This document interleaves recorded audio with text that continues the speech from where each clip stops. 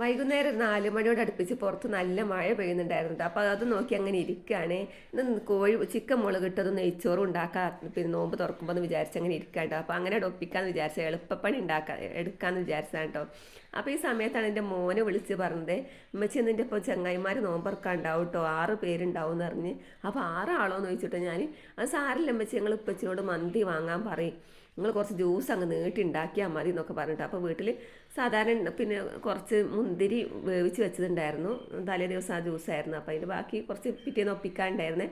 അപ്പോൾ അത് അങ്ങ് അടിച്ച് വെച്ചിട്ട് ഞാൻ ആദ്യം തന്നെ പിന്നെ കുറച്ച് പഴംപോള ഉണ്ടാക്കാൻ സേമിയോ പഴമൊക്കെ ഉണ്ടായിരുന്നു. അപ്പോൾ അത് ഒപ്പിച്ച് ചിക്കൻ പിന്നെ തേങ്ങ അരച്ച് കറി വെക്കാൻ, എന്താ വെച്ചാൽ അത്താഴത്തിനും ഉണ്ടാവുമല്ലോ, അത്താഴത്തിന് നെയ്ച്ചോറും ഉണ്ടാക്കാം. പിന്നെ ഹസ്ബൻഡ് പോകുമ്പോൾ ആൾ പറഞ്ഞ് ഞാൻ കുറച്ച് പൊറാട്ടയും വാങ്ങാം, മൂത്ത മോനെ വിളിച്ചിട്ട് 2 മന്തി കൊണ്ടുവരാൻ പറയുന്നൊക്കെ പറഞ്ഞിട്ട് അവൻ വരുന്ന സമയത്ത്, അവൻ ഓഫീസ് കഴിഞ്ഞ് വരുന്ന സമയത്ത് അവനോട് മന്തി കൊണ്ടുവരാനും ഏൽപ്പിച്ചു കേട്ടോ. പിന്നെ വീട്ടിലുള്ള സാധനമൊക്കെ വെച്ച് അതൊക്കെ അങ്ങനെ ഒപ്പിച്ചു കേട്ടോ. ഞാൻ 4 മണി ആയിട്ടുണ്ടല്ലോ, എന്തൊക്കെ ഉണ്ടാക്കേണ്ടതെന്ന് അറിയില്ല. ആൾ പിന്നെ കടയിൽ പോകുമ്പോൾ എന്താ കൊണ്ടുവരേണ്ടതെന്ന് ചോദിച്ചപ്പോൾ എന്തോ പറയാനും കിട്ടുന്നില്ല കേട്ടോ. പിന്നെ 6 പേരുണ്ടാവും എന്ന് പറഞ്ഞപ്പം, അപ്പോൾ അത്യാവശ്യം നമ്മൾ എണ്ണക്കടികൾ തന്നെ കുറച്ച് ഉണ്ടാക്കണമല്ലോ, നമ്മളെ മക്കളല്ലേ വരുന്നത്. അപ്പം പിന്നെ ആദ്യമായിട്ട് വരുമല്ലേ.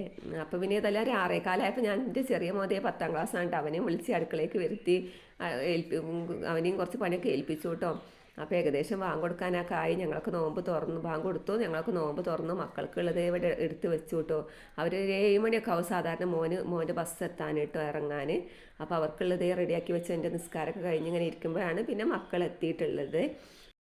പിന്നെ അവരോട് കുറച്ച് അങ്ങനെ സംസാരിച്ചൊക്കെ ഇരുന്ന് അവർ വെള്ളം കുടിക്കുന്ന സമയത്ത് എത്തിയപ്പോൾ 3 പേരുള്ളൂ. അപ്പോൾ അവനോട് ഞാൻ ചോദിച്ചു കേട്ടോ, എന്താ 6 പേരുണ്ടാവും എന്ന് പറഞ്ഞിട്ട് 3 ആളിലുള്ളൂ ചോദിച്ചപ്പോൾ നിങ്ങൾ ബേജാറാവേണ്ട അമ്മച്ചി, 6 ആൾക്കുള്ളവരൊക്കെ തിന്നോളൂ എന്നൊക്കെ പറഞ്ഞു, എന്നെ സമാധാനിപ്പിച്ചു കേട്ടോ.